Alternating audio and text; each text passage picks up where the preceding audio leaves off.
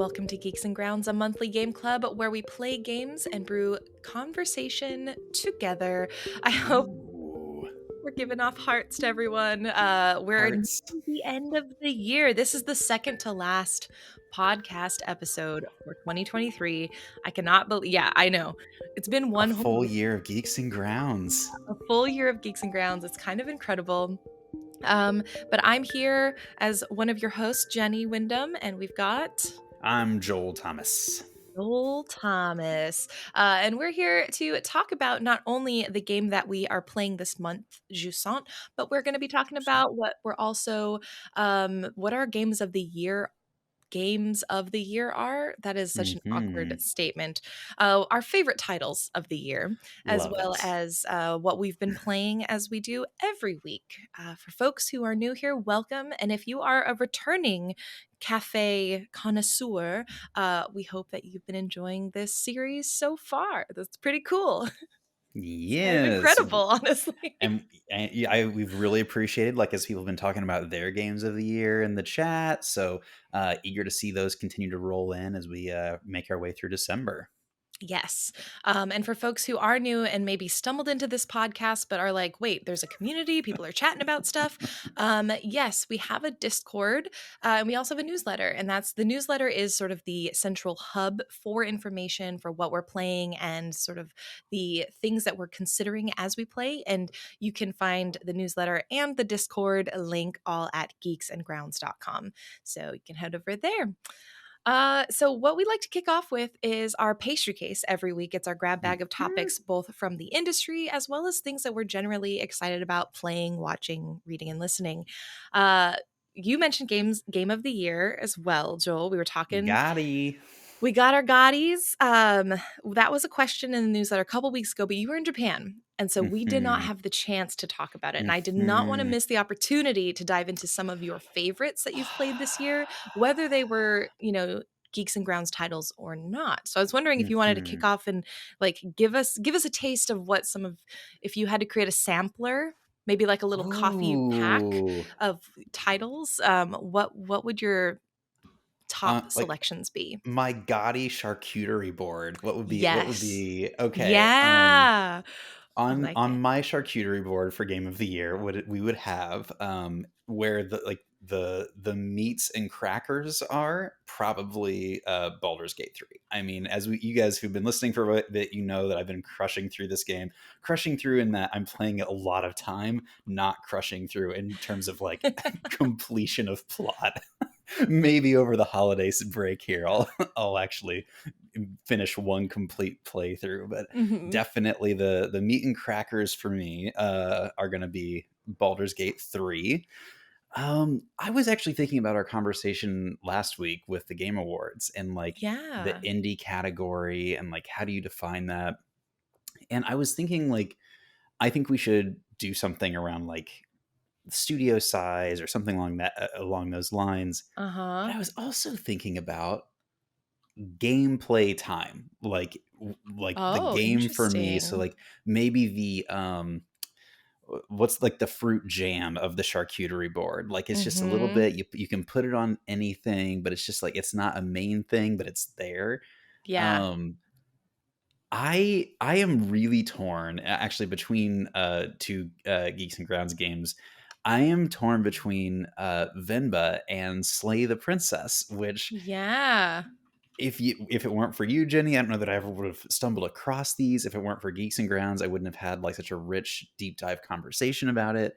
Mhm. Those two games inspired such fun conversation, and they were a delight to play through from beginning to end. At no point was I like dragging or like, oh, I have to keep like reading through this dialogue or whatever. Like Mhm. I just loved both of them like every minute. So I think I'm gonna throw that in as my fruit jams. Ooh, okay. So yeah, I think if those are what's going on I need a cheese, don't I? Yeah, you need cheese because you had the meat, you have the fruit. I guess would you like crackers to be another category as well? Yes. Okay. So the cheese, which is like everyone's secret favorite part, I think. Oh yeah. Um, I think I experienced the most joy in the build up and first several hours of Zelda Tears of the Kingdom. Like, it was the thing Ooh. that I was like, didn't finish it because Baldur's Gate 3 came out, and that has been my whole life, but I will go back to it. But I think, yeah, for me, it was just like, uh, the anticipation of that game. It was one of the games I've looked forward to more than any other game in a very, very long time. So I think Yeah, that for me was I don't know, that was the cheese. that was the cheese. I Yes. love that. All right, so give us your shark board. What do you got on there? Wait, did you have crackers? Because we had meat, Oh, cheese, fruit, and okay, we need crackers. crackers. Crackers are Yes. timeless. Sometimes you Yes. can eat crackers that have been in their packaging for a long time. We all do it. Um, uh, to the moon. Ooh, I yes. It was my first time playing it. It was an older game, and the game that kind of kicked off Geeks and Grounds for the year, so it has that Mhm. emotional weight behind it. It ticked a lot of Ah, boxes in terms of like understand, like the um Eternal Sunshine of the Spotless Mind thing that we talked about in this episode. Like, yes. I think for me that's gonna be my crackers. So yeah, Ooh. it's my shark board. Oh my gosh, that's a very, very good selection. I love that you have a couple of beefier games in there as well as a few lighter Mm, ones. mhm, Very mhm, good, like, mhm. what is it? Diverse palette you have represented. Oh There's my no gosh. cornichons, but I No, don't really like cornichons, we so can, yeah, we can customize the board for the person, and you don't have to have it if you don't want it. yeah, if you're vegetarian, you don't have to do a meat. You can choose a different thing for your charcuterie board. Exactly. Extra cheese. Yeah. Oh my gosh. See, now we're gonna sign off of this and I'm gonna immediately go to the grocery store and have some girl dinner and basically just make myself a little charcuterie board. Oh, yes. That's Incredible. so good. All right, what's going Um, on your board? oh, this is tough. Okay. Well, I think if we're going for the meat, like the Mhm. staple, something that I have like that has fueled me throughout the year that I keep returning to, um, I will have to say Coral Island, which is the sort Oh. of farming sim, was in early access earlier this year. I like played the heck out of it earlier this year, Mhm. stopped, but then returned to it once it came back in 1.0, and it has been so incredibly fulfilling. I think I've played just for me, anything cracking above 40 hours in a game is like hefty for me. Yes, Just because 100%. I play a wider variety. I tend to like a lot of smaller titles versus one bigger one. And Mhm. I think I have close to 70 hours in Coral Island from this year, which is pretty Wow. substantial for me. Yeah. So I think Coral Island definitely will be the foundational sort of meat of the board. Um, Mhm. Oh gosh, what's next? Let's go with fruit, just to like keep it in the Mhm. same order. So my fruit, the stuff that really gave the flavor, the zest, the like extra sort of bits of texture in there. Mhm. I would have to Mhm. say, oh man, this is tough. Okay, golly, there's too many good games that came out this year. I would agree, Venba for sure. Venba, I think, is probably if we had to go by the traditional numeric, like GOTY Mhm. one top five, Venba's probably my number one. I think if I had to like really go through it, Wow. it would have to Oh. be Venba. It just did so many good things. I think the close second and maybe the second fruit of my board here, I think would have to be I think would have to be In Stars and Time. Only because I have been talking about that game nonstop for the Yeah. better part of 2 months. I'm still Yeah. not done with it, which is kind of wild because I very distinctly remember the PR email I got for it that was like, the game should be able to be completed in 10 to 12 hours. And I'm like, no, that's a lie. I'm at like hour 20 and I'm still not done. So either I'm either very, very bad at the game or Maybe like someone whoever was playtesting it was just very, very, very yeah, good at the very game. efficient. It took me like 5 hours to get through the demo. So, yeah, I Right? Okay, thank you. I was like, this game, how could this be 10 hours? There's so much. And I feel like I've only gotten through the first like major sort of story arc. Mm-hmm. And I think, if they're going by a sort of 3-act situation kind of feel, like there's so much more. But In Stars and Time, I think has really snuck in the 11th hour for me as one of the strongest games of the year, especially in a year that had so many RPGs that were just like rock solid and so good. Um, So true. yeah. Oh, it's so good. I think again, In Stars and Time is one of those games that I would love to do as a Geeks and Grounds game if I can figure out, or maybe we just do a shift and say, hey, for 1 month we play a game that is a bit longer and it's a little bit more loose, but the goal is to finish it by the end. I don't know. We'll see. But it's just outstanding. So what was it? Meat, fruit. What was the next thing? The cheese. The thing that you were looking Ooh. forward to that like really like The delivered. What was your cheese? anticipation. Yeah. Yeah. I think, oh, this is tough. I think for me, it would have to be probably Sea of Stars. I think cheese, yeah, Sea of Stars was an outstanding game. For me, it had and Sea of Stars could be the crackers selection as well Okay. because of its Okay. timelessness. Mm-hmm.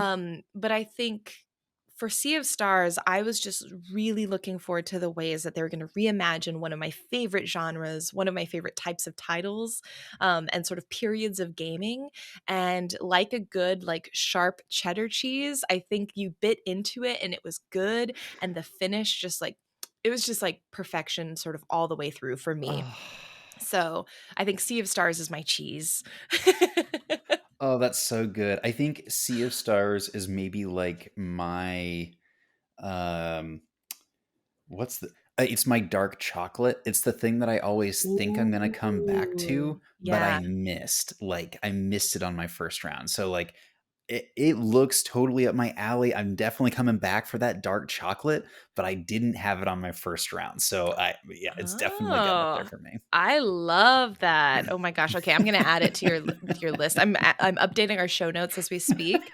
So Sea of Stars, I'm gonna put on your list, and that's gonna be your chocolate. It's my it's Your the to be clear, the thing that I have not played. So Yes. Oh, I like that though. That's good. Um, And then crackers. Okay. Crackers, timeless. You can have them by themselves.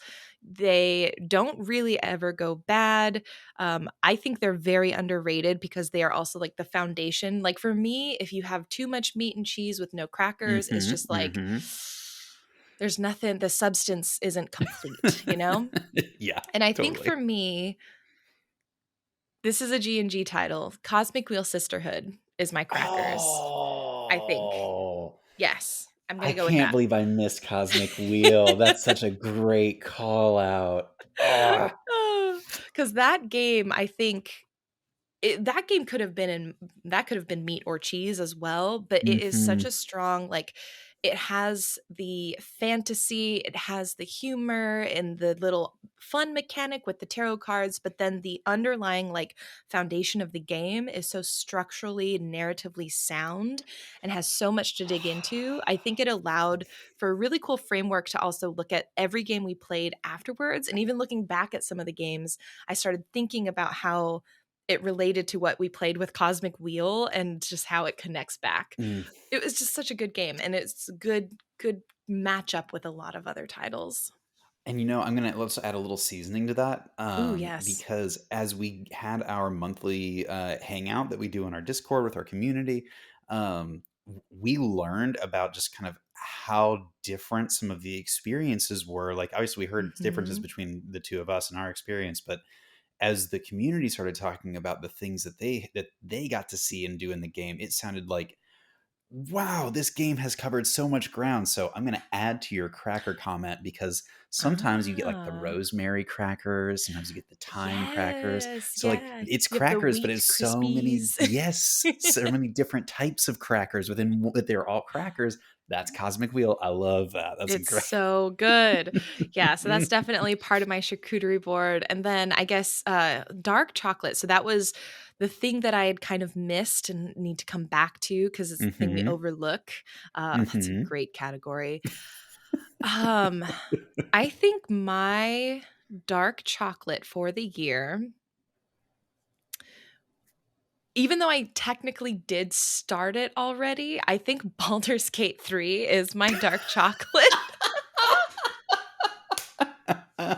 There's a lot of overlap with our titles, but I think because Baldur's Gate 3 is one of those where I started it and it was just so much. Again, like a good dark chocolate, there's a lot of notes to it. It's quite Mhm, rich. I can only handle it in small doses. mhm, mhm.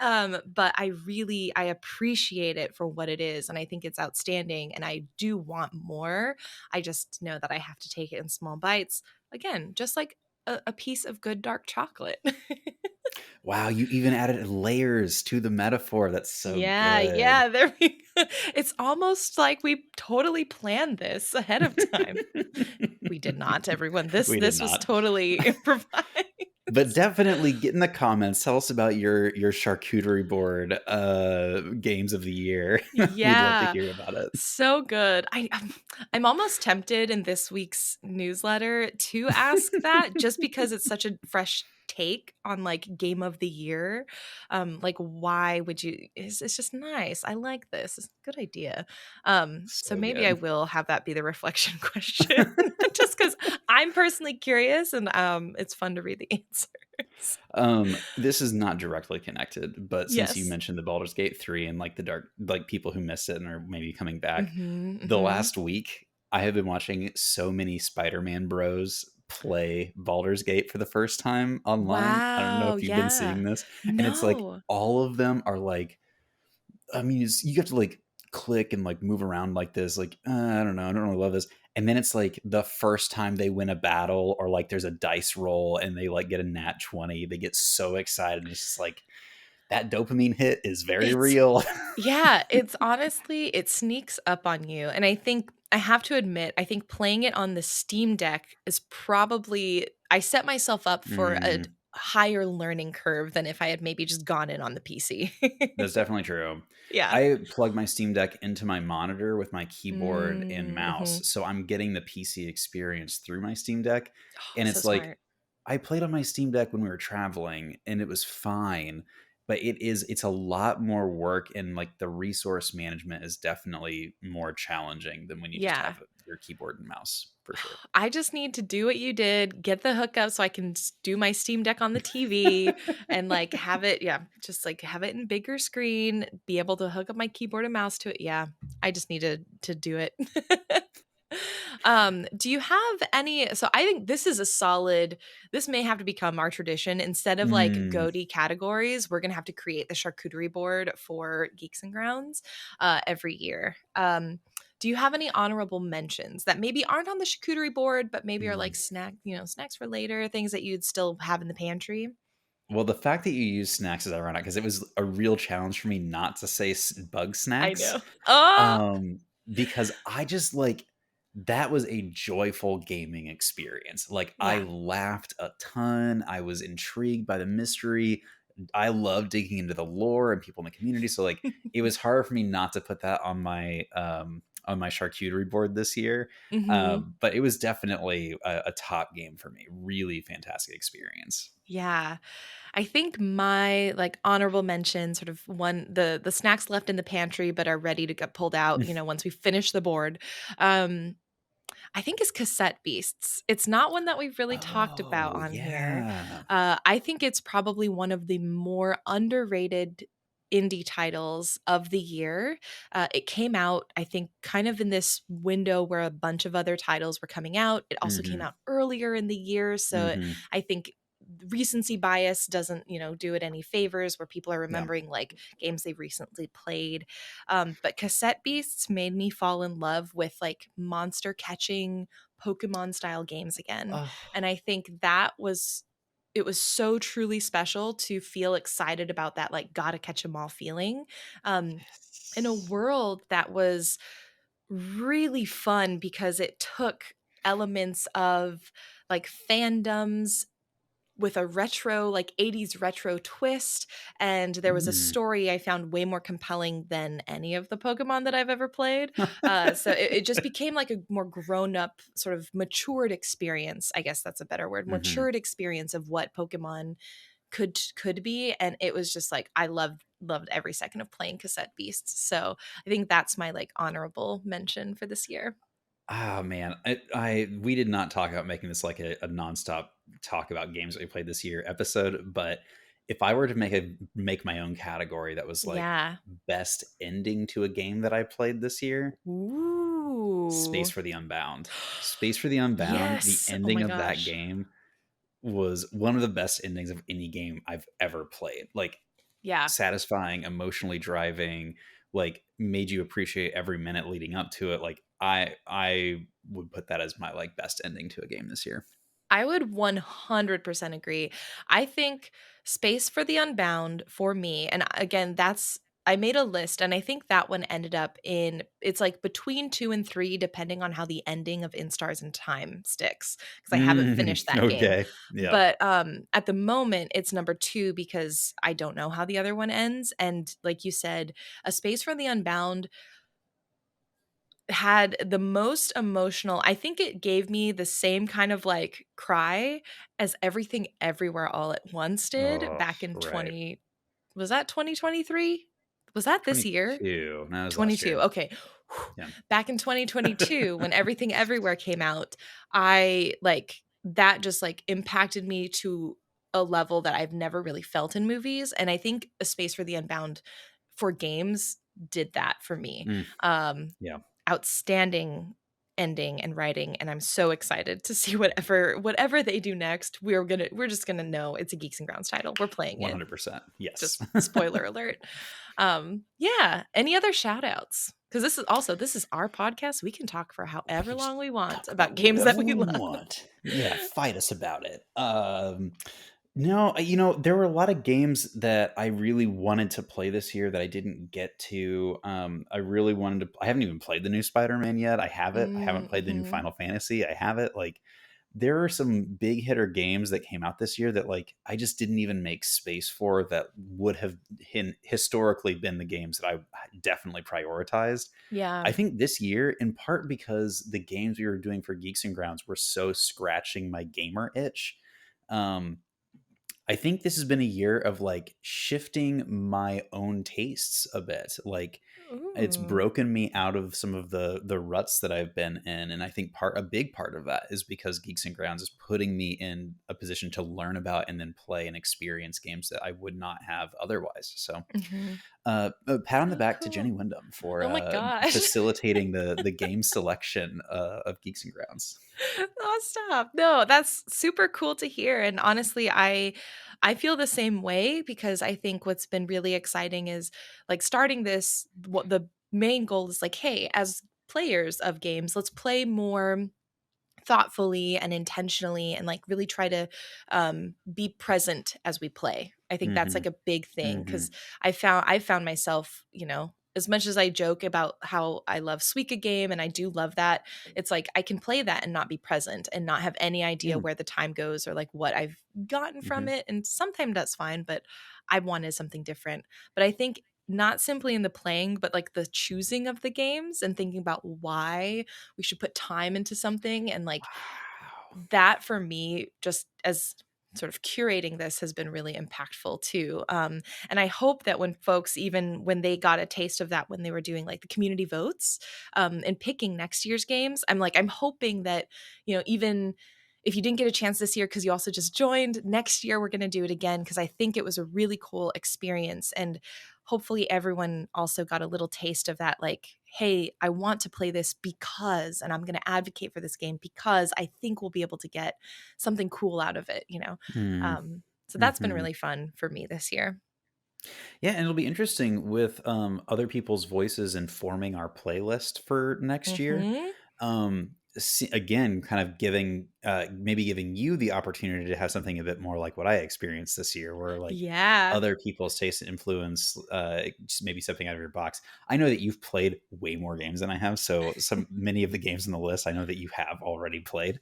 But yeah, maybe you'll stumble across some that you haven't played, and that Yeah. will maybe give you an appreciation for some new types of things. I'm very excited. One that I'm looking forward to because I've started it, but I've never gotten really past the tutorial, is Hyper Light Drifter. That is one of the Hyperlight titles. Drifter. Yeah. Yep. That is maybe, I think out of all of the titles, one of the games I've been most wanting to play, but also most intimidated by for like no real reason, but just something about it has made me like, I don't know. And so I'm really looking forward to playing it and like being pushed to, but also having like the community around me as I play, because I think that'll Mm, make it feel much more like, I don't know, it'll feel better in a lot of ways, I think, to play yeah. together in that Yeah, I sense. totally agree. And like it's playing with purpose. I think you talking about Yeah. purpose a moment ago is kind of a really important element of this is like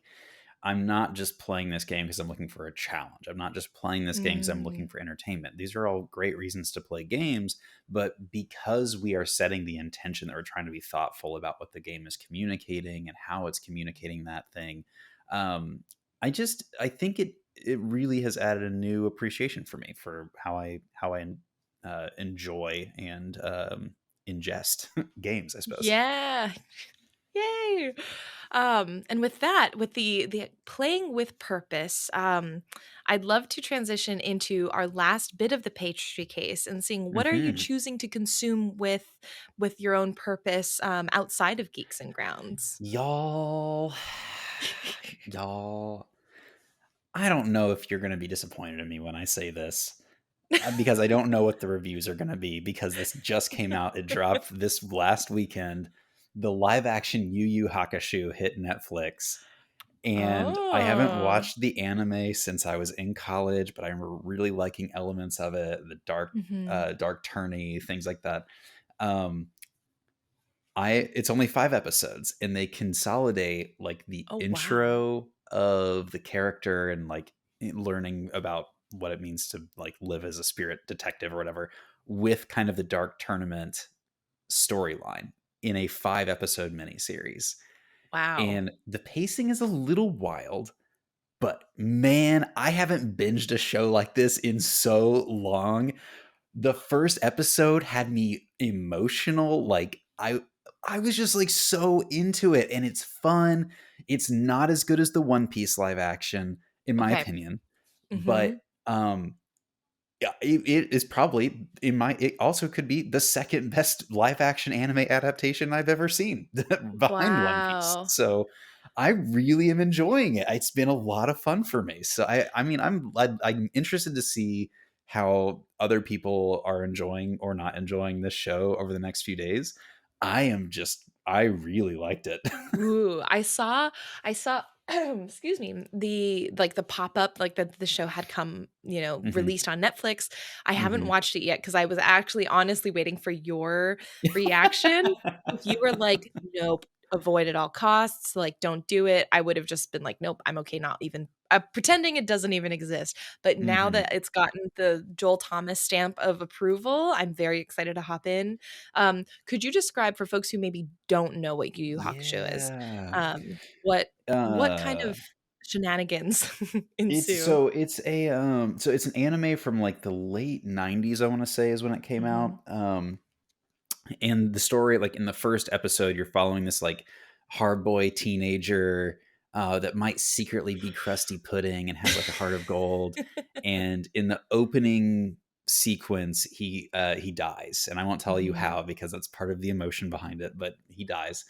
And he's kind of offered a deal that if he's willing to be a spirit detective, he can be revived and be alive again. So it's basically him learning that our world sits above the demon world and there's a spirit world in between. And somehow the demon world is starting to come into the physical world that we live in. And so it's him trying to like he's a big dummy and like a musclehead like quick to anger like that kind of Mhm. anime trope, but he's just so lovable and the side characters that they surround him with are so fucking cool. They're just like literally the prototype character for like your Levi from Attack on Titan, your Mhm. Sasuke from Naruto. That prototype character is from Yu Yu Hakusho. Like that kind of bad boy, like dresses in black character that like is just the coolest. That comes from Yu Yu Hakusho. So like for me, it is just like one of those shows that really scratches the anime itch, and the show, the live action adaptation keeps a lot of the spirit alive and is just fun. It's just fun. Yeah. I remember reading some of manga when I was in school. I feel like checking it out from the library, and the library did not have like very many of them. And so Hmm. I remember just getting like piecemeal and trying to piece together and like look online to see Hmm. basically what I was missing. So yeah, I'm excited to watch it. And it's kind of amazing that potentially, in this year we've had two of some of the best live action anime sort of retellings ever. Because really the track record has been bad really forever. Agreed. So like we've already had what lightning struck once. To have Yeah. it potentially be here twice is like very exciting. I hope you I'm guys. excited. I hope other people end up liking it. I really enjoyed it. Yeah. I thought it was well done. I don't know that I need more of it. Like it feels like this is a really tidy story, Hmm. but I just think it was really well executed. So, I mean, how about you, Jenny? What have you been up to the last week? Um, Other than In Stars and Time, which I have still been Mhm. playing, and posting the playthrough up on YouTube if folks do want to watch it. I've been talking about the game so much, I think I forgot to mention I'm posting a playthrough on YouTube if you want to also just see what it's like before picking it up, for example. Mhm. Um, I have dabbled in two other games this past couple of weeks, I guess 2 weeks. The first is Hermit and Pig, which is this incredibly charming game. They had a beta. Here, let me drop the link just in the Discord so you can take a look at it really fast as I talk about it, and I'll put the link in the show notes as well. Um, but Hermit and Pig is by a studio called Heavy Lunch Studio. And this is very much a turn-based adventure RPG in the veins of like an Earthbound, where it takes like, Ooh. yeah, it's like quirky and weird and just utterly delightful and charming. Like there's just personality up the wazoo with this game. It's about a hermit and a pig. And in this beta, you just go truffle hunting.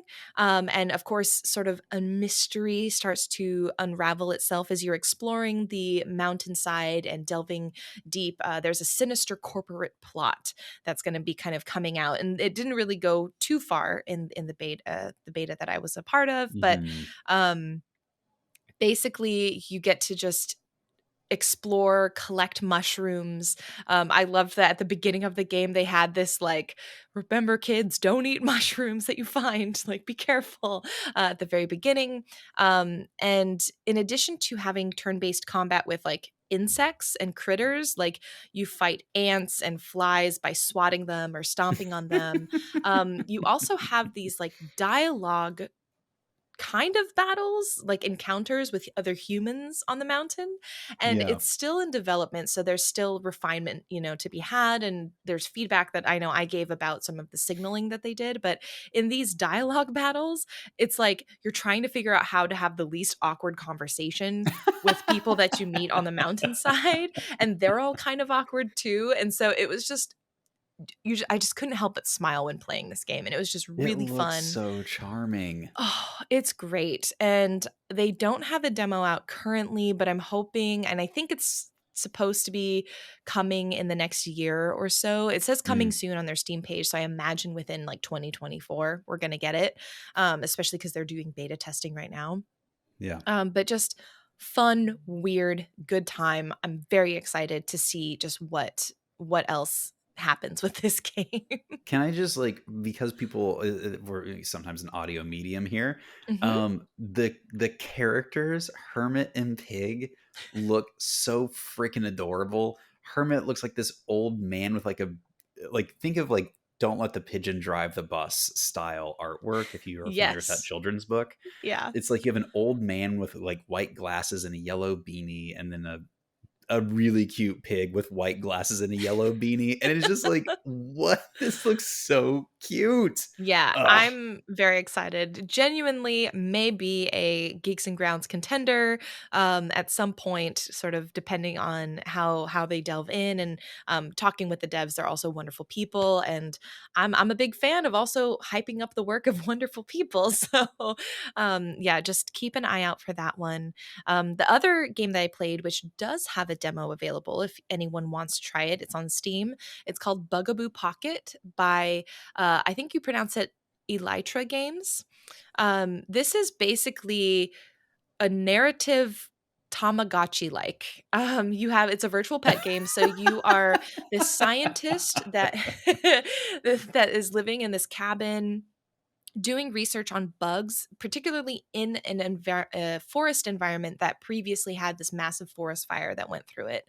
And so you're Mm, actually studying the bugs and the ecosystem as the forest is starting to recover post forest fire. And so, really interesting blend of like eco-conscious themes, I feel like, especially coming out from like in 2020 when we had like the major forest fires like in Australia and sort of all around the world. I think this game kind of brought me back to that time and kind of like what happens to the environment afterwards. But then you have oh, these silly moments where you're like basically raising beetles and pill bugs and playing games with them to bond with them, and they mhm. evolve and get bigger. And so there's a nice amount of like whimsy and charm as well.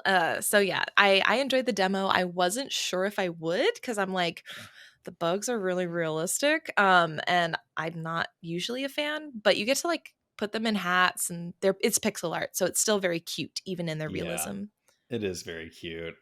Did I tell you? I don't think I mentioned this, and I haven't seen you since we got back. But Lee found these like Tamagotchi Converse sneakers while we were in Japan that she Oh my bought, gosh. and Oh, they're incredible. So the Tamagotchi, like, you could not have chosen like a more apropos descriptor. tell It's Lee to so play good. this. It's super cute. I will say in the demo, so this isn't like major spoilers, but in the demo, like you go through a bug's entire life cycle because bugs also don't live for very long, just the nature of insects. And so like your bugs will pass away eventually, and you actually can choose to like bury them. And I think it's Mm, supposed to be beneficial for the soil in some way, or they have like a little bug graveyard, but you can also choose to like sort of memorialize them and pin them. So there's a lot of like bug collecting kind of elements there that I don't think I've ever really seen in a game before, which is kind of cool too. So yeah. yes, very fun. You had quite the week in terms of like very different types of games that you played and got Yeah, into. I tried to do because I felt like also I was like, I can't just say I'm playing just in Stars and Time again, which I really am. I'm loving that game. But I was like, I should probably diversify a little bit, spice things up. And fortunately, the Hermit and Pig beta was happening. So it kind of, I talked with the devs. I saw their stuff on Twitter and I was just like, if you need anything, just hit me up. And they're like, we're actually having a beta. So yeah, I was Incredible. like, I want to give you feedback. Let me play this game. But Yeah, yeah, looks amazing. cool. So that's it for the pastry case. As always, we welcome questions and comments on anything we've talked about in this section. You can email at jenny@geeksandgrounds.com. But now, continuing to play with purpose, we're going to dive into the monthly brew. So again, if this is your first week listening, first time joining, we are playing the game Jusant by Don't Nod. And this is a meditative climbing game with a lot of background lore and story. And so we're going to be talking about chapters 3 and 4. So just heads up, anything up through chapter 4, we will be spoiling. This is the spoiler warning. If you want to take a pause, go play, and then come back, this is the notice. So last time we talked, I Mhm. expressed how lost I got in Yes. in what I now know was chapter 2 because about 10 minutes into playing, 20 minutes into playing when I hopped back in after we last recorded, it said, welcome to chapter 3. So um I was able to I can promise you everyone, I finished the game, so I did officially make it all the way through chapters 3 and 4 for today's conversation. Wahoo! I still got lost. A lot. But no, I thought this was a really these two chapters in particular, I had a lot of fun with, and the main reason for that is I turned on the accessible climbing mode. So, Yeah. for those of you who are playing on like a handheld device, you know that like to climb, you're like using the right trigger, left trigger, right trigger, left trigger to like move your right and left hands as you're Mhm. climbing this mountain. In the accessible mode, it's more like you tap a button when you're ready to like grab on, and you tap a different button when you're ready to let go. And otherwise, you're just using your joystick tool, whatever you're using, to migrate and move around the level. And for me, it really let me enjoy the game a lot more. So if you're on the Mm. fence about like whether or not you are considering doing that, I would say go for it. It made me really like the game quite a bit more. It took away some of the repetitiveness that I know we had kind of hinted at last week. So Mhm. yeah, that in general, before we dig into like the content of chapters 3 and 4, I really like that experience. I'd recommend it. Yeah, I'm so happy you tried it. Because what's interesting is I'm one of the people who loved like kind of that original format of it. Like the repetition for me was the thing that resonated. Mm, But I'm so happy that they added the accessibility options because that's just something every game should have. But that also it was done well enough that you were able to enjoy the game because sometimes with accessibility, you hope that they hmm implement it in a way that does make it still feel like you can appreciate the game for what it hmm is. hmm So that's really, really good to hear. Well, let me add to that too, because like we talked about last time how I got very, very lost. I played for like several Yes. hours longer than I was supposed to in chapter 2, and I still got lost in chapters 3 and 4 and 5 and 6. I still got lost, but because I had this mode turned on, Mm, going back and finding my way didn't feel so much like a chore, and it didn't cost me so much time.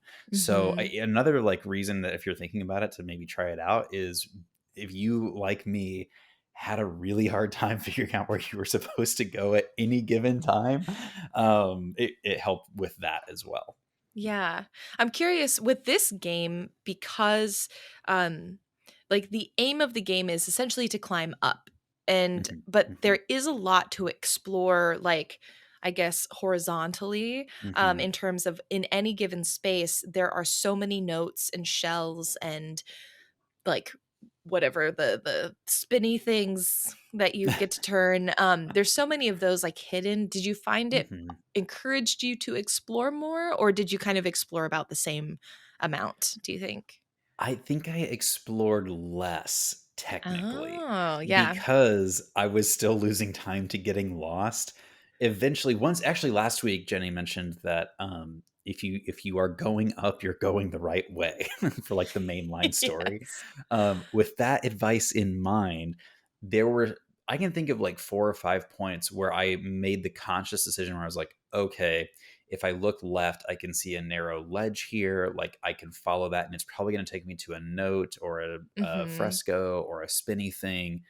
And honestly, I've spent so long just trying to figure out how to get up in the last 20 minutes that I'm going to just go up. So, like, Yes.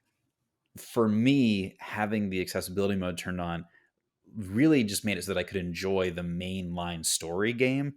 I still Mm, found a lot of the notes. I think the notes they put a lot closer to the mainline adventure that you're on. But yeah. there were some moments where I was like, I can almost guarantee you that that doorway is going towards a spinny thing, or that doorway is going to another conch shell or another Mhm. cairn to stack your rocks. And I made some conscious decisions where I was like, I'm not going to pursue that. So Yeah.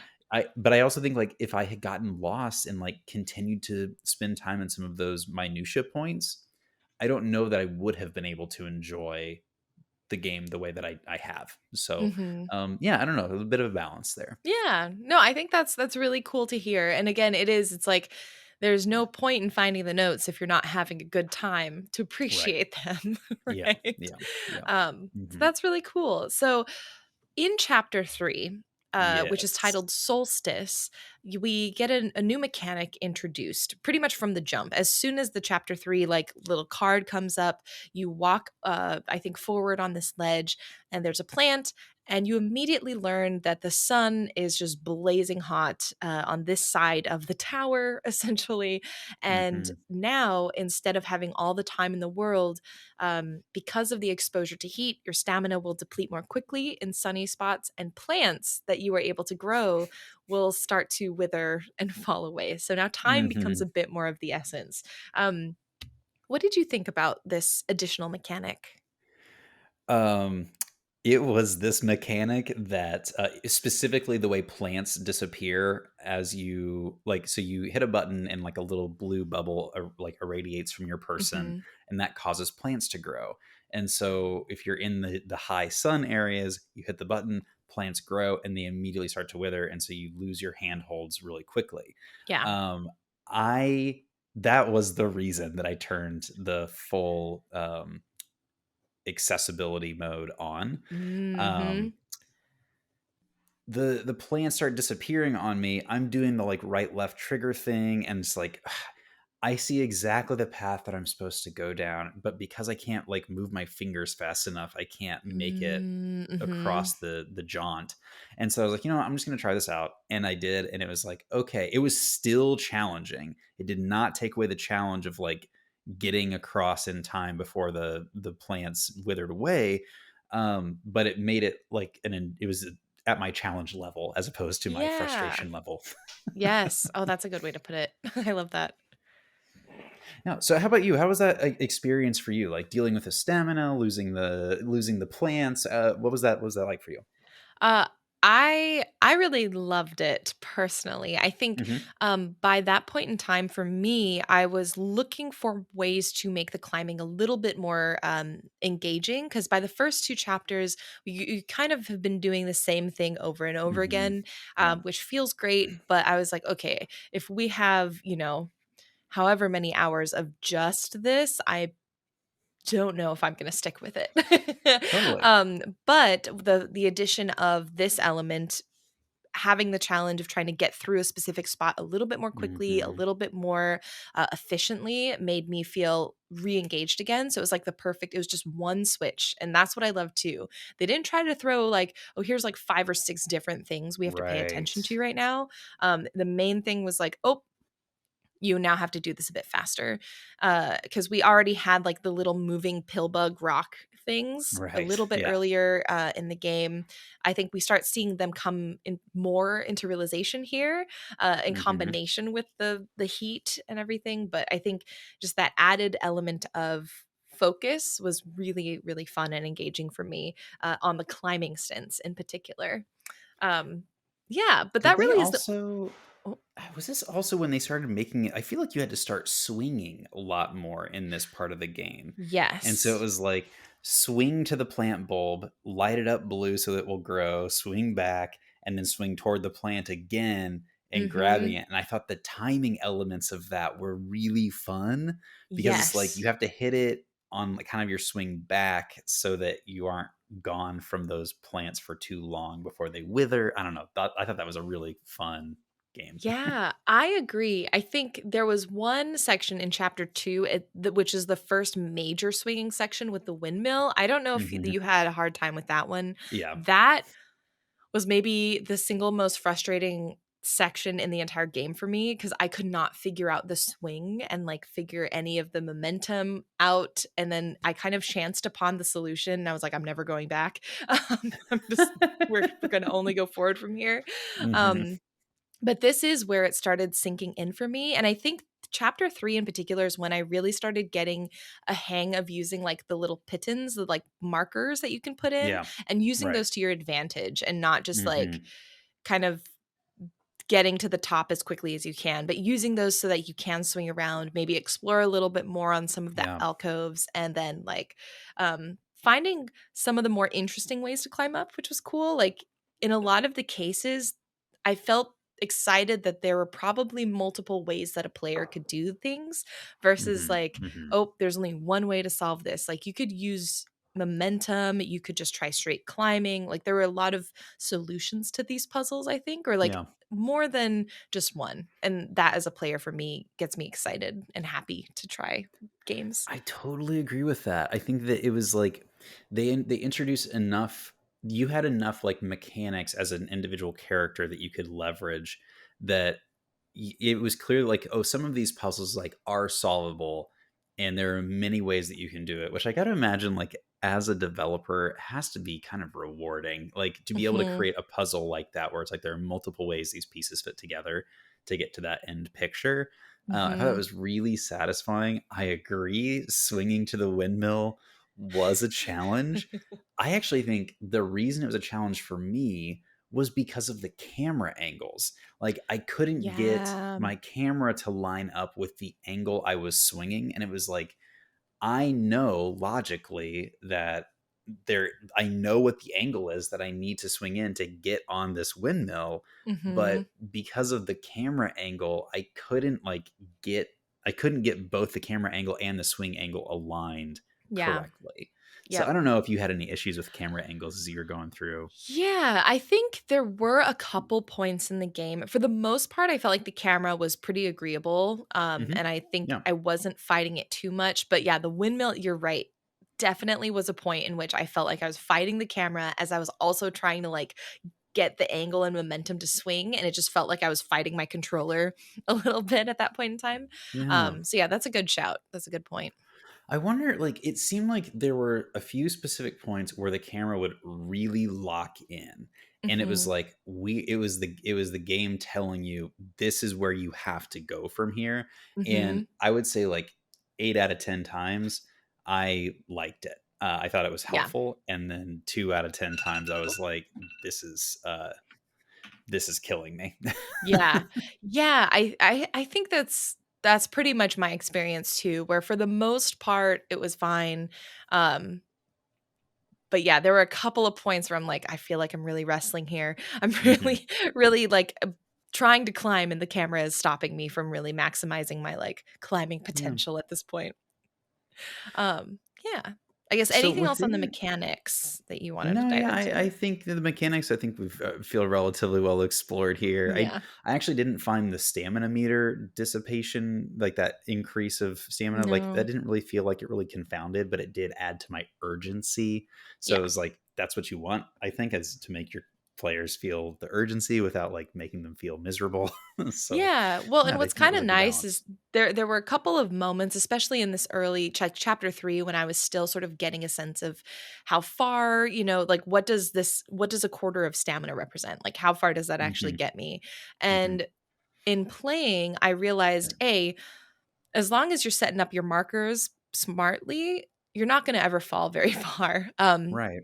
You're pretty safe that way, and also, even if your stamina is basically at 0, you can actually ostensibly rest for a little bit and crawl and rest for a little bit and crawl. And it takes much, much longer, but you can still get to the top.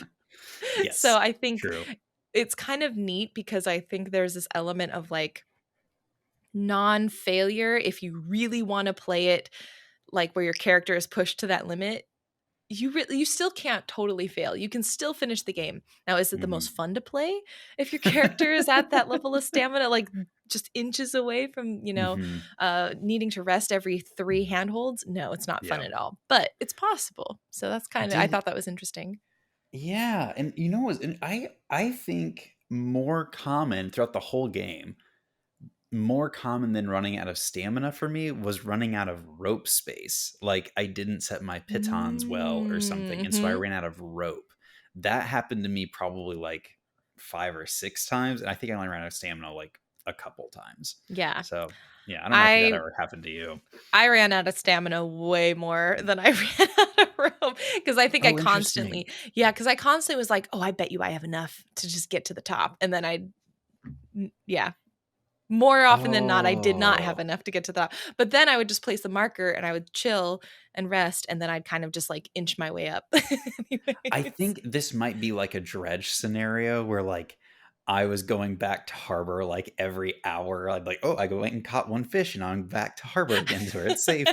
That's kind of how I climbed too. Or it was like, well, I've moved 3 handholds, time to rest. Like, Oh my gosh, I I don't know how indicative of this is like personality types too, but I Yeah, was for like, real.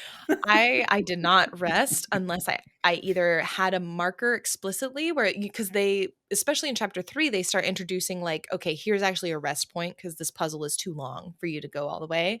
I would only rest at those. Mhm. Otherwise, I would try and just like beef my way up there, basically. Yes. So what was your experience with, like, the clues and, like, the story elements that we were encountering throughout chapter 3? Ooh, chapter 3. Okay, I think I said this last week. Chapter 3 is where it gets quite interesting. For me, I felt more interesting here because, especially with the chapter named Solstice, we start going into the story of like what is actually happening Mhm. to the people here. We know the water's gone, but we also learn that the sun has stopped setting ostensibly. Like it's just kind of rotating in the sky.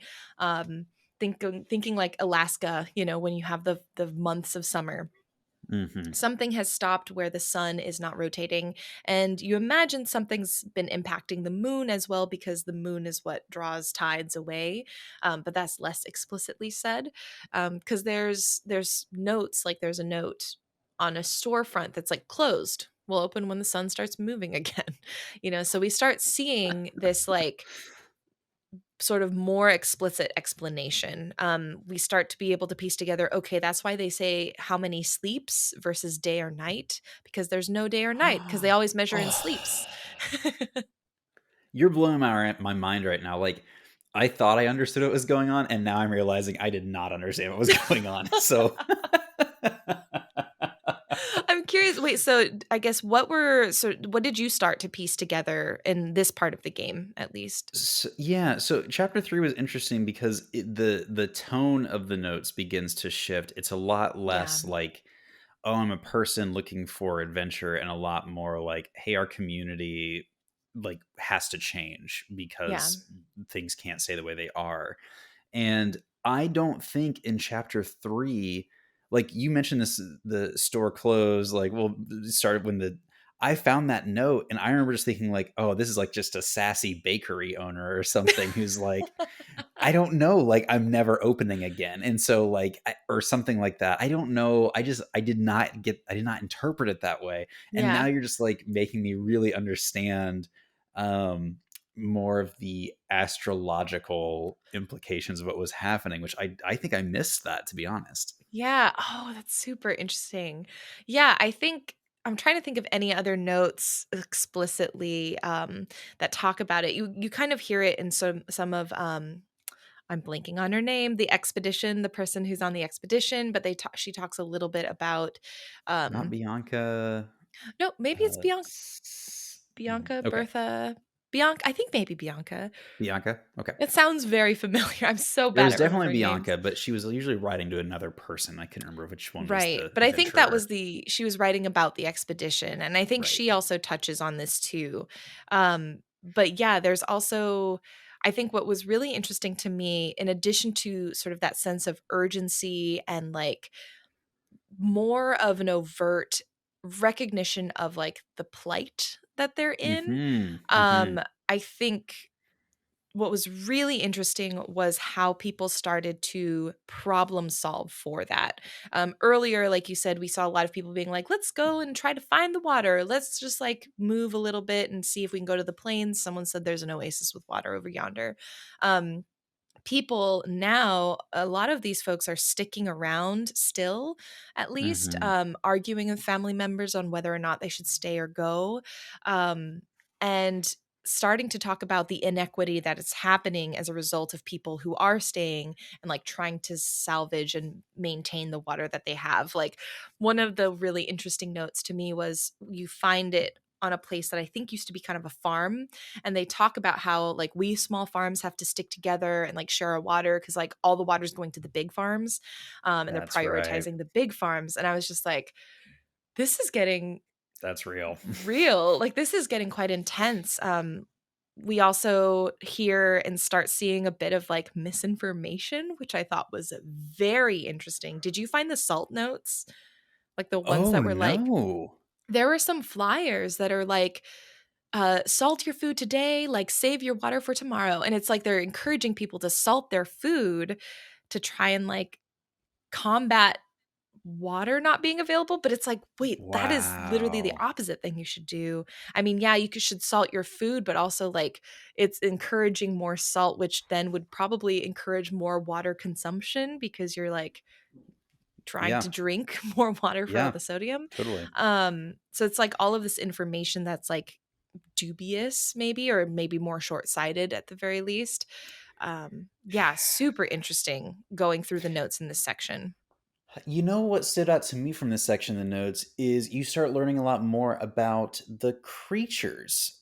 Yeah. And I think for me, that's what stood out a lot more was like, oh, there's some sort of symbiotic relationship Mhm. um, between the people who live here and the creatures. And I didn't really know what they were, like which ones I was specifically learning about all the time.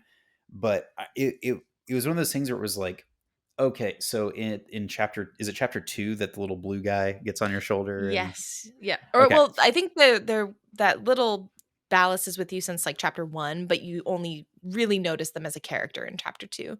Okay, this makes sense. Yeah. So it's like, okay, so I know that little guys exist, and you constantly are seeing little critters running around in the caves and wherever you happen to be. But I think it was chapter 3 that I started seeing like, oh no, like the animals are some sort of critical part of this ecosystem, and the people you like Mhm. lived with them and had like m- a, a more like I said, symbiotic relationship between the two of them.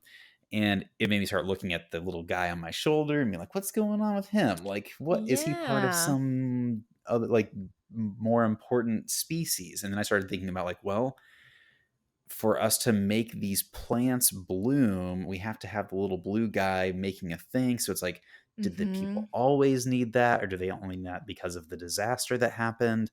Then you have the little rock guys, the little pill bug guys that are crawling around. It's like, Yeah. wait, so when people lived here before, did they have to rely on the pill bugs to like get from point A to point B?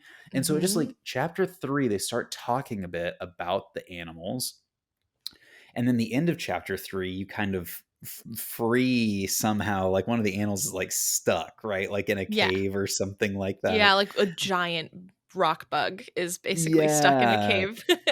and it's like it reminded me of like blowing your nose and like a big thing coming out, like that's kind of the vibe of that Yeah. last scene in my opinion.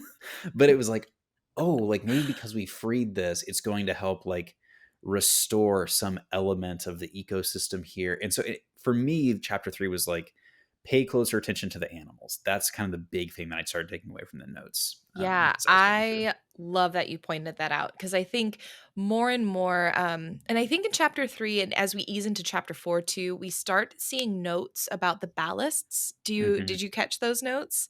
Yeah.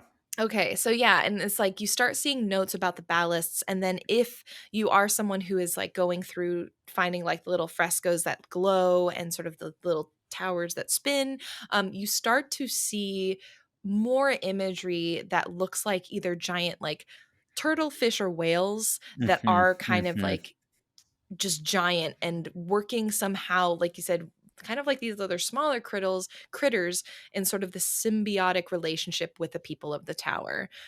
But those critters are not around. Like there are no giant things like that you can see at this point. Yeah, and it made me feel almost more so than the kind of decrepit falling apart village.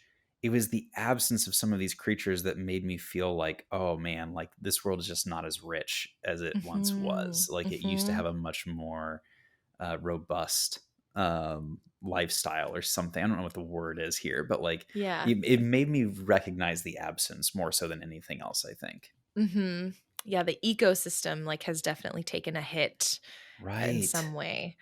Um, yeah, and I So think yeah, no, go ahead. oh, I was gonna say, I think one of the things also that I really is sort of a side note, but there was one note where a person was like, I think they're called pebbles, like the little brown sort of, Right. I don't know, rodent like, I guess, kind Yeah, of yeah, creatures. There was a note that really stuck with me, very tangential, but it was really interesting because it was not related to the water or anything being gone or the struggles kind of in the immediate mindset of society. It was someone who wrote and they said, um, raising pebbles was fun until I started doing it for a living, and I think I've lost my way. And I thought that was a really interesting note in particular because it was one of the notes among a few others that showed how life continued aside and like in line with this crisis happening. Like Hmm. there is no water, the sun is not setting, but this person is still just kind of like, yeah, but I don't know who I am and like what I'm doing with my life right now. And maybe that thought is expedited by the fact that the world is kind of ending, but like it was such a more human, immediate concern and like personal concern in light of these like world ending concerns. That was a note in chapter 3 that I just really stuck with me as I played. We got to hang on that for a minute. That you've introduced a really heavy and important idea here. I mean, like we're recording this in the midst of a genocide that's Yeah. happening, or several genocides around the world right now, and like it is the idea of like what does it mean to have any sort of rhythm to your life when Hmm. life isn't even able to flourish in some parts of our world is like that is a heavy existential topic. Like on a microcosm, something that happened to me this last weekend. There's this place in Portland. It's called Peacock Lane, and it's this like Hmm. kind of wealthy street in southeast Portland where they shut the whole road down during Christmas time, and like everyone who lives on the street, every single house just goes all out decorating for Christmas and the holiday season. And we're Hmm. talking lights, we're talking props, we're talking hot cocoa stands. And so they shut the street down, and pedestrians can walk up and down the street and look at the lights. And it's like a really fun thing to do. I was, I went this weekend with a friend of ours, and we went through, and I had this like really stark thought where I was like, it is so busy here. If someone started shooting, if there was like a Hmm. shooter in this crowd right now, I don't know what I would do. I don't know how I would get out. And I was talking to a friend at a holiday party last night, and she was like, "Oh, we went to Peacock Lane. It was so busy." And the thing that kept coming to mind was like, "Man, if there was a shooter here, I don't know how to get out." And I was like, I had that exact same thought. And it's just Hmm. like, especially coming back from Japan, where like that is not something you really need to worry about on a regular basis. Like I don't know. It's just one of those things like with you kind of bring up this topic of like, what does it mean to have like a regular everyday life and rhythm while Yeah. these extreme things are happening in your culture or around you? Yeah. And wow, you just like really like stuck a point home here for me. That was really good. Yeah. I mean, that's something that I've also been grappling. I think there was one time, I think I might have mentioned it to you. I think it was you. It maybe not. I'm not sure. But I was like, sometimes when I'm driving, I don't like driving right next to someone because part of me is like, what if I do something that makes them angry and they just like rage, either run me off the road or it turns into like some drive-by shooting scenario. Hmm. And I Hmm. think it was one of those things, if whether it was you or who else, whoever I was talking with was like, oh my God, what? I was like, yeah, that is kind of a trauma response, probably. But it is interesting living in the United States because both of us are recording and we live in the United States. Like having these kind of thoughts become much more part of the norm. Like, I did not grow up thinking these things, but now anytime I go to the movie theaters, to a large group setting, Hmm. like those are the Hmm. things on my mind, whether overtly or in the back of them. And the Um, fact that like not only did both of us have this thought while we were looking at Christmas lights, but that we both thought to talk about it at a Christmas party. Like that's yeah. wild. And like we're both Yeah. like, oh yeah, me too. Hmm, interesting. Like Yeah. Well, but wow. it's interesting because it's also like you have these dissonant moments, but then you're also still trying to like live your life, right? And so it's Hmm. like it's Hmm. how do we, I think the thing that I've been thinking more and more about is how do I make sure not to desensitize or lose the importance Hmm. of these catastrophic things that are happening. Like again, I think especially with what's happening with the Palestinians and like knowing that the news cycle, we've hit essentially that like 2 to 4 week news cycle where things are phased out. How do I Yeah. keep things present in my mind so I'm not I'm Hmm. not like sort of losing that sense of urgency, but also how am I making sure that I'm essentially still living my life in the midst of keeping all that in mind? Like where is the balance in that? And that's a question I'm still struggling with and answering as Hmm. we record this.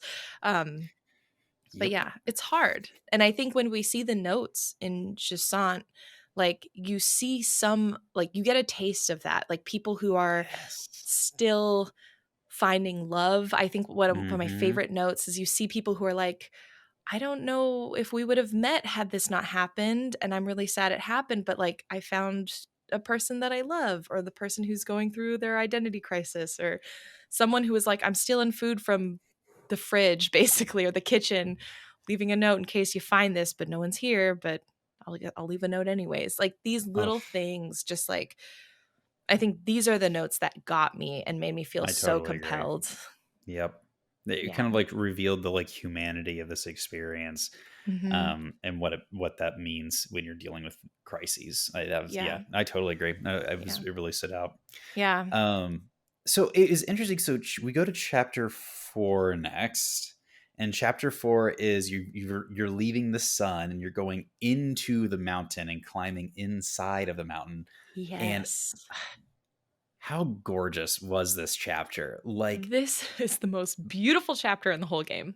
my goodness, I like there's bioluminescent like Hmm. plants and mushrooms, and you find like obviously again like human dwellings or person dwellings throughout, and you get this new really fun mechanic where if you use your little blue light buddy to activate fireflies, you can jump super high and they'll like kind of Yeah. carry you with them. And again, like that was another thing that made me have that thought where it's like, did you always have to have the fireflies to jump? Was that the type of relationship that they just built into the fabric of society? I thought that So really was cool. So, they yep. do. So, okay, on my second playthrough of this, because I went through and I'm like, I was trying to find every single note just to get the achievement for it. Um, so there's Classic. a note that actually talks about I forget what they call them in game. Like they have a in game name for the fireflies, but they have a note about them in chapter 1 that you can find that basically Oh, foreshadows what you discover in chapter 4, that you can use these to like jump. So it's like this is a known, so you're like spot on. Like these are already, this is already an ecosystem where people have learned to work in relation to nature and like work with mhm. them to create this like way of life of climbing and living vertically, basically. Yeah, and you know, what's interesting is like it's not I'm thinking about like how cultures in our world have worked alongside animals over the millennia. Hmm. Um it's not the type of relationship where it's like, oh, I have an ox because an ox is going to help me pull a plow, and I feed and take care of the ox, and I put it in my Hmm. barn, and I hook it up to a thing. It's like, as far as I can tell, it's more like kind of like how Native American communities viewed and participated in agriculture, which is like over years and years setting up forest ecosystems that are self-sustaining and working alongside nature, as opposed to like plowing, like not there was no field work, but like Hmm. that type of engagement with the world around you was kind of what I Hmm. how I was seeing this, where it's like, no, the fireflies just happened to like be nested in this area, and so they built their community in a way that like leveraged that, as Yeah. opposed to like, oh, here's a hive that is human constructed and maintained to make sure those fireflies are in this specific spot. Like, that's not the Yeah. feeling that I had when I was playing through. So okay, I love that you brought this up. This, especially this idea of like sort of sustainability in this society, Yeah. because one thing I think is really interesting in this game is, now that we're in this chapter 4, I feel like in playing I've gotten a stronger sense of like this tower, which it more emulates like a coral reef barnacle more than anything else, is its own ecosystem. And you have the people who are closer to the ground, they have their own sort of, like they talk in very nautical sort of terms. Everything they talk of, like they Yeah. have their own sort of like, you can tell their vocabulary is a little different. when Hmm. you get to the area that has like the sun and you have more of the agricultural sort of farm situation in chapter 3, they have their own concerns, their own traditions. They start talking about like the lower dwellers, and then with the folks in the caves, they also delineate between like the people who are like in the caves and sort of the inner dwellers versus like, the people who are out in the open air. Like I think there's even a note that's Yeah, like, we're not made for open air, we're that's here to right. Yeah. cultivate the water. And so what's really interesting is you have this tower that has like animal ecosystems, but then like the human ecosystem seems to be Hmm. really diverse and nuanced in the way that they structure. And it got me thinking about vertical living and like how and that's actually what is going to be in the pour over this week in the newsletter. So if you're listening to this, you can check out the newsletter for this week, like vertical cities and how we can build vertically for sustainability. And one of the things I thought was super fascinating was this idea of like um we typically think of vertical living as like pancake apartments where it's like everyone Hmm. has their own individual level and that is not conducive to community versus um this proposal, I think it was from a Korean engineering firm where they had like towers in a tower. And it's this idea of like having multiple communities on one layer and then another set of communities on another. And that helps like there be a sense of Oh, community. I'll link the article in the newsletter and in the show notes. But that sounds fascinating. it was super interesting to read. And this game is what got me thinking about like vertical living and how perhaps this community of people in the Barnacle Tower were already kind of like they were already doing this, I guess. And we're just trying to explore ways cuz our planet is also going through its own environmental crises and I know people are trying to explore other ways of structuring our communities too. So yeah, I just thought Yeah. that was interesting.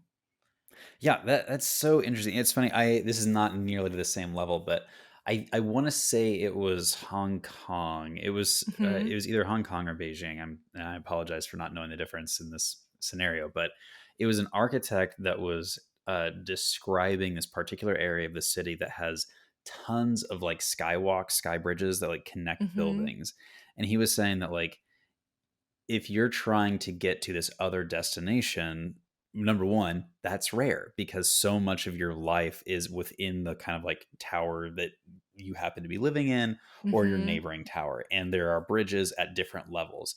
But he was like, if you're trying to get to street level to get across town, you actually can't get to the street level in this tower. You have to go across this sky bridge, Wow. down this other elevator thing to this other sky bridge that takes you over here, and it was just like a really interesting way because it reminds me of this vertical living concept because it was like, Yeah. well, if all of your needs are kind of taken care of within this like superstructure experience, yeah, I guess like there isn't a lot of cause to like pop down and just like Yeah. scoot about. Yeah, which comes with like I think I see this in a dystopic way and I see this in like the solar punk positive way. It's like Absolutely, you can yes. see we see examples of this on both ends of this Hmm. this imagined sort of future spectrum.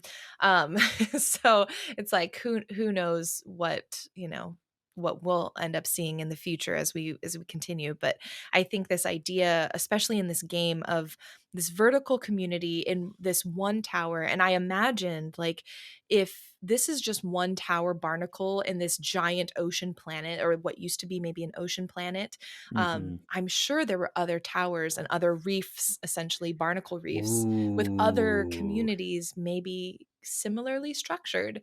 And that for me was a really compelling thought where it's like perhaps this is just one sort of city or sort of city stack among perhaps many others, because as you begin the game like your character's walking around and there's boats and like debris of stuff everywhere, so you can imagine, I don't know, I'd imagine there's more, right? Yeah, honestly, like this is I'm excited for us to talk about the end of the game, to talk about like Yes. the practicality of the docks that just seem to be everywhere, Yeah. because I don't understand how high the water went in this tower and what the implications are for people at Yeah. lower levels versus higher levels. That's Yep. just something just like, is this just an aesthetic choice or is this actually functional and I just cannot envision what is happening here? So something for us to dig into as we get to the end of the end game. Yeah. Well, and this is the area where it gets a bit more fantastical because I think chapter 4, you can correct me if I'm wrong. I think chapter 4 is where you have like inside these caverns, like these jellyfish that are like floating Hmm. in the air, but it's like Hmm. they're like air jellyfish. I don't know. This is where it gets like a bit more surreal where I'm like, now I just feel like I'm in a dream kind of. I don't know if this is how real Yeah. this is. It's gorgeous. It's Like you're in this beautiful. giant cavern with these jellyfish floating about, and like you don't Yeah. really do anything with them. I don't think, No. but they're there and it looks gorgeous. It's one of those things that we haven't actually talked about this yet, but like at various plot points in the story, your skin glows. Like there are markings on the main Yes. character's skin and it glows. So it's like we're not dealing with like, I don't think like typical humans. Like this seems to be like some other type of species or something. And so Yeah. I think there is like it's interesting as the game is so grounded, lol. But also there's almost like an extreme sci-fi element to this that like really makes it otherworldly, and I agree Mhm. with you. This is the chapter that's like, and then I would say again like the end game, but like this is the chapter where you're first like, this is otherworldly, this is something totally alien to like Mhm. the earth experience. Yeah. I think the last note sort of section that I thought was really interesting in chapter 4 was the White Water Collective. I don't know if you Oh, saw I did these not, I notes. missed this, Oh no. man. So I thought this was super cool and interesting because there were a series, I think about 3 notes with the White Water Collective, and they had in some of the areas that were like I think like canal locks or canal Hmm. sort of systems, they had notes where it was like, "Say no to locks, the water belongs to the people." And so it delves into what some of Oh. the farming notes alluded in chapter 3, where it's like there seems to be some sort of group or people or company or something that is managing the water. And not everyone agrees with how the water is being allocated and managed. And so you see more of almost this community collective protest mutual aid work action happening in the form of the White Water Collective, where they actually have another flyer that's like, we're fighting water insecurity, we have a repair workshop going on, come and help us in the kitchens. um, Hmm. which I think is which I thought was really interesting, especially considering sort of more of that unrest that we saw in chapter 3. So it's almost like we're going forward in time as we are like progressing up in the levels of the game. um, That's very cool. Yeah, I yeah. missed this subplot Yeah. completely, so that's rad. Yeah, I think there was Hmm. a note where it was like it was an exchange between 2 friends, and one of them's like, "Don't mope. I'm sure the water supply is managed by competent people." And I read that and I was like, "Oh, oh, Oh, I know what this is." I did find I that note. yeah, yeah. So, I think that connected with sort of the flyers for the Whitewater Collective, showed this sort of burgeoning unrest kind of finding a more community form versus just like Mhm. individuals being unhappy with sort of how things are being managed. So I thought that was also really, really cool, and Yeah. unexpected. Again, I did not, and I genuinely, when we were hopping into this game, I was like, chill climbing game. Awesome. Happy just to end the year with some climbing. And then we're getting a lot more that I did not anticipate.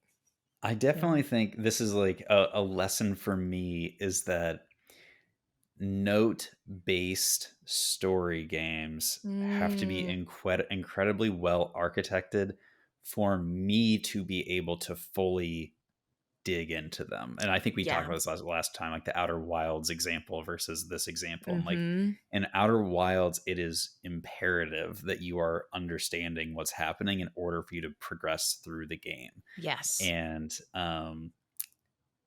I think this is like, for me, this one is not, the discoverability is just a little too Yeah. challenging for me, and so I think I'm missing a lot of these plot points that you're bringing up, which is great. Like, I Yeah. love learning about it, but it's kind of a bummer for me to learn. I agree with you. I think one of the weaknesses of this game is that they don't, because when you hop into Outer Wilds, they signal to you so strongly, even if you have no idea what you're doing at the very start, the structure of as you start the new run and they have explicitly that like red strings board come up and pop the notes up. So you know as a player, you're like, okay, if you didn't know, now you do. The notes are Hmm. important. You have to pay attention to things. This game, Jusant doesn't do that. And so I think it is a weakness of the game that they don't make it more explicit in some way, Mm. simply because I think it's some of the more compelling part of the games. Yeah. And I'm sad for folks who maybe would be receptive to it, but don't even know how deep it goes, Yeah. based on their play experience. Because you could just barrel through the climbing and not catch, I'd say, a good half of what's going on. For those of you that are playing that don't have a Jenny Wyndham to talk to and tell you about all of the notes, I'm so sorry because you're missing out. Which is why we're doing this as a group. This is why Geeks and Oh, that's Grounds. right. Yes. That's we're Yes. recording this. I forgot. Okay, yeah, yeah, yeah. So Yes. if you're listening, then yeah, you're getting it. Congratulations. Oh, but yeah, I guess for me, I think that's about where chapter 4 kind of like Hmm. ends. I think you unlock another sort of seal in this thing with your little blue buddy friend. You're continuing up, but uh yeah, I think most compelling about these two chapters is what you learn about the situation that has befallen the people of this tower. Hmm. Right. Yeah. And again, for me, it was like understanding the ecosystem with the animals really started Yes. standing out Oh, to me here. So I'm I think so they glad just you brought that up. very much a like show instead of tell kind of thing. Like, there are a couple notes Mm, that talk about the critters, but mostly it's just like if you're paying attention to how you're navigating, you realize just how instrumental they are to the way of life of these people. So yeah. I thought that was really great. Yeah. I agree. Um So I think that's it for this episode.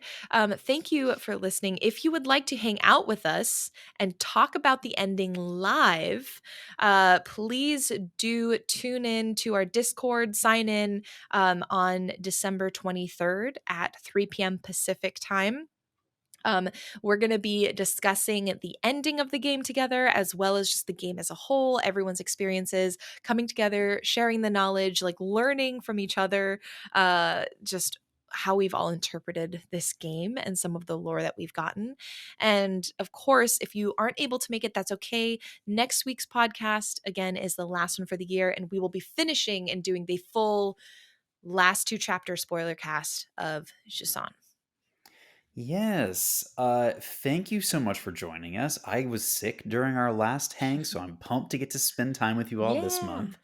Uh, I am eager to hear about your experiences. Let us know about your charcuterie game of the year. If you have Yes. some new metaphors you'd like to stretch as you engage in this activity, we love a stretch metaphor here, so Mhm. definitely do. Um, may whatever is on your game of the year charcuterie pair beautifully with the bold flavor of the grounds and beans you are drinking. We'll see you next week. Bye. Bye.